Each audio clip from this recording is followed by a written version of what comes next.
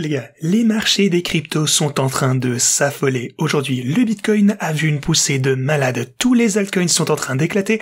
Mais aujourd'hui, il faut que je vous prouve pourquoi on est en train de voir une poussée actuellement et qui fait également pumper les marchés en réalité. J'en ai la preuve juste ici.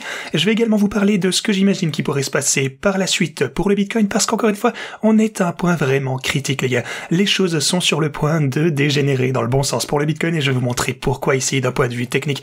Alors les gars, beaucoup de choses à vous dire aujourd'hui, tous mes bots de trading sont en profit, ça fait plaisir, mon trading est rentable, alors tout est en train de pumper, les oiseaux chantent, le soleil brille, n'hésitez pas à regarder cette vidéo du début jusqu'à la fin, parce que si vous êtes en train de manquer les poussées qu'on voit actuellement, eh bien je vous ferai savoir quelle sera la prochaine grosse opportunité, et pourquoi on n'est qu'au début de ce genre de gain. Les bénéfices que vous voyez en ce moment, eh bien ne sont rien du tout comparés aux x10, x20, x30 qu'on pourra réaliser ensemble à l'avenir. Alors bienvenue à tous, je m'appelle Maxime et je vous apporte chaque jour des nouvelles vidéos en français sur les crypto-monnaies en vous apprenant comment vous faire de l'argent sur ces marchés. Si vous êtes nouveau sur cette chaîne, alors soyez sûr de vous abonner et d'activer la cloche dès maintenant. Ok, passons directement à notre Bitcoin. Ce que vous pouvez constater, c'est que on a eu une poussée au-dessus de la ligne rouge. Finalement, c'est vraiment un niveau clé, vous le savez.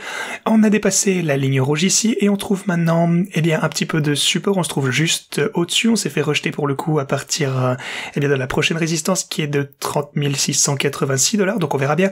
Maintenant, si vous regardez le journalier, vous pouvez voir ça encore plus clairement ici. On est en train de lutter, enfin plutôt, on a lutté avec la ligne rouge, ouais, allez, 4 chandelles 3 fois ici. Et voilà. Après ça, on a eu une poussée puis on s'est fait rejeter à partir de ce niveau. Donc, les supports et résistances, eh bien, résistent toujours bien. Ils sont toujours relativement pertinents.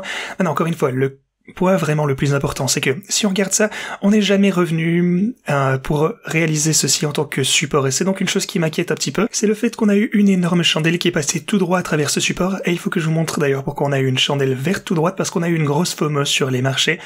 Mais voilà, pour le coup, je préférerais qu'on redescende un petit peu, qu'on se consolide ici, qu'on confirme que c'est bel et bien un support. Et c'est ce que j'aimerais voir. C'est vraiment ce que j'aimerais voir, hein, parce que c'est un niveau complètement clé. Et le fait qu'on n'ait pas encore retesté tout ça, c'est un petit peu inquiétant. Bon, c'est pas la fin du monde non plus, mais c'est tout de même quelque chose que j'aimerais voir assez rapidement, qu'on redescende pour venir tester ce niveau pour confirmer que c'est un support. Maintenant, pourquoi est-ce qu'on est à un point critique pour les bitcoins? Eh bien, regardez un petit peu l'hebdomadaire cette fois. Encore une fois les gars, comme vous le savez, sur l'intervalle hebdomadaire, ici c'est vraiment un graphique, je vais dire multicycle, et je vous ai déjà expliqué ma stratégie selon laquelle, après la ligne blanche, que je pense que vous ne connaissez que trop bien, je vais accumuler beaucoup de bitcoins.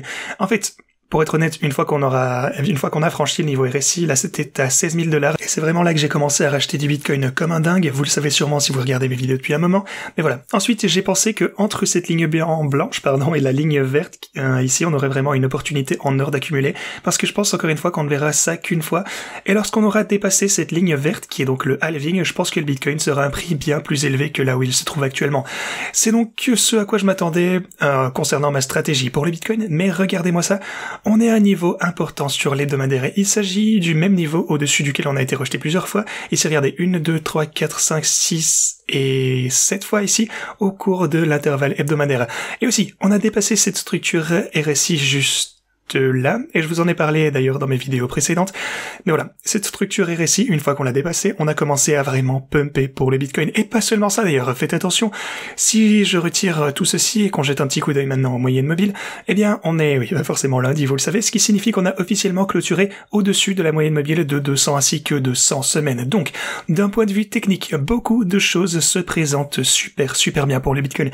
La seule chose, c'est qu'on est actuellement, eh bien, à ce niveau clé de résistance sur l'intervalle hebdomadaire, encore une fois, ok. Donc, j'insiste encore, ça pourrait être un point de rejet, comme vous pouvez le voir juste ici. Il faut vraiment qu'on franchisse ce niveau et qu'on le consolide, mais les choses semblent toujours plutôt sympas pour les bitcoins jusqu'à présent, on va pas se mentir. Maintenant, ce qui m'inquiète pour le coup, c'est que on est... Eh bien, vous savez à quel point cette ligne rouge, le niveau que vous avez juste ici, est super important sur les marchés traditionnels. Et on est venu revoir ça une fois, on a eu une petite poussée ici lorsqu'on l'a testé, mais on veut vraiment que ça tienne le coup en fait. Tant que ça dure, alors... Eh bien, vraiment, c'est juste un avenir radieux pour le Bitcoin. Mais si les marchés traditionnels, pour le coup, venaient à perdre ce niveau, qu'on chutait en dessous de ça, encore une fois, si vous voulez en savoir plus sur l'importance de ce niveau, alors assurez-vous de regarder mes 2 dernières vidéos, oui, les 2 dernières. Donc, mais attendez, pas la vidéo que j'ai postée hier, mais la veille. Regardez cette vidéo principalement, je vous ai longuement expliqué pourquoi il s'agit d'un niveau si important.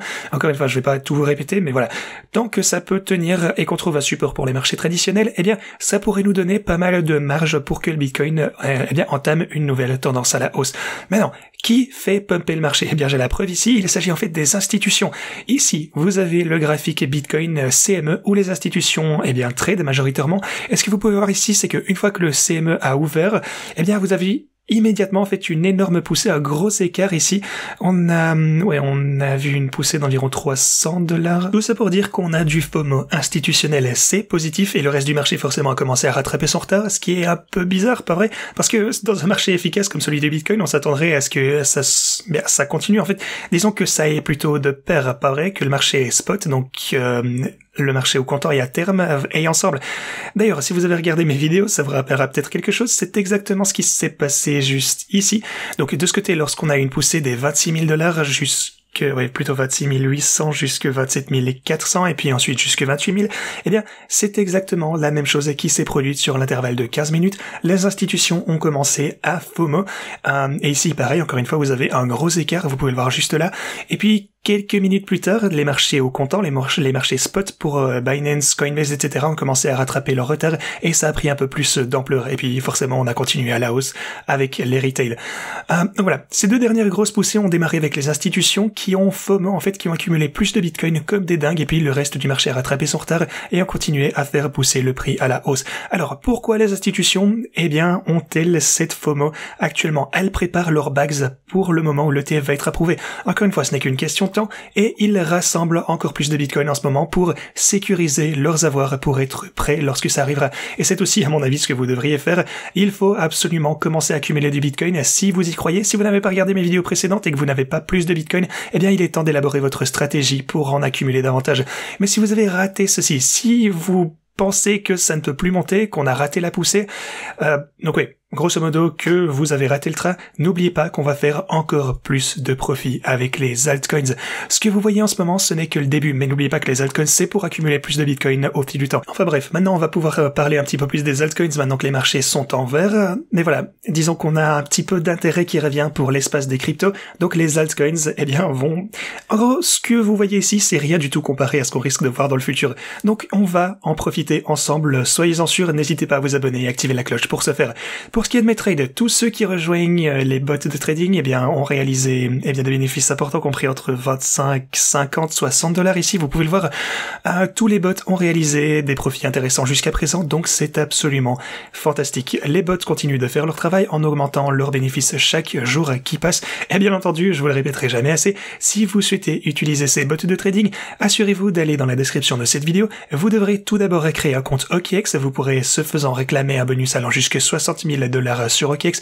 Cliquez ici sur s'inscrire maintenant et puis une fois que vous avez créé votre compte, cliquez sur chacun des bots qui vous intéressent si vous souhaitez les configurer comme les paramètres que j'utilise. Aussi pour ce qui est de mon trade sur Bybit, je garde toujours ce petit short qui est ouvert actuellement sur l'Ethereum juste au cas où eh bien on n'y arriverait pas, simplement qu'on se fasse rejeter, alors j'ajouterai un peu plus à ma position short pour l'Ethereum à 1730, 1760 dans ces eaux-là. Alors, pourquoi est-ce que je compte shorter le marché?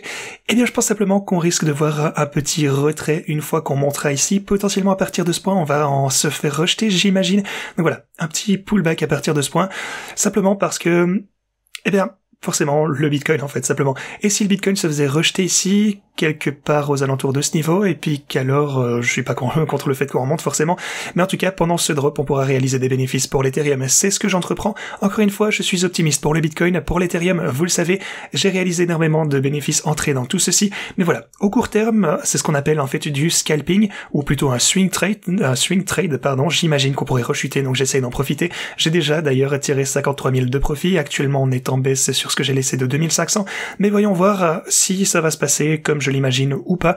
De toute façon, soit on gagne, soit on apprend, mais voilà. Ici sur Bybit, on est à 1760 et j'imagine qu'on pourrait redescendre un petit peu. Alors voilà, soit on remonte et on remplit ses positions, soit on redescend et je pourrais sortir de cette position. En fait, je compte en sortir de toute façon le plus vite possible.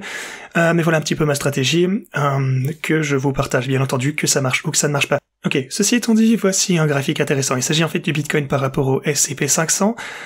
Et même chose juste ici, vous pouvez voir qu'on a un niveau clé de résistance pour le S&P 500. C'est super important, c'est vraiment un point clé. Si le Bitcoin pouvait dépasser ceci et continuer à surperformer par rapport au S&P 500, vous avez déjà vu d'ailleurs ces chandelles qui surperforment largement le S&P 500. Alors si ça se poursuit, on peut s'attendre à ce que quelque chose d'important se produise pour le Bitcoin et les cryptos dans leur ensemble.